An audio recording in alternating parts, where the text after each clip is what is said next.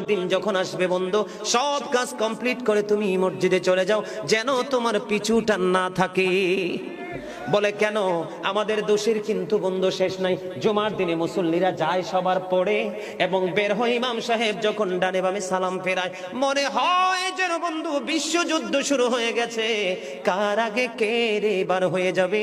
অথচ আমার নবীর আদর্শ নিয়ে আমি আজকে ওয়াজ করছি বন্ধু।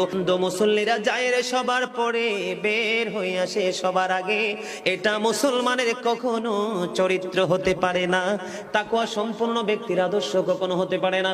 হাদিস শরীফ খুলে দেখি বন্ধু, আমার নবী বলেছেন, রে আমার উম্মত, জুমার দিন সাইয়্যিদুল আইয়াম, সব দিনের চাইতে শ্রেষ্ঠ।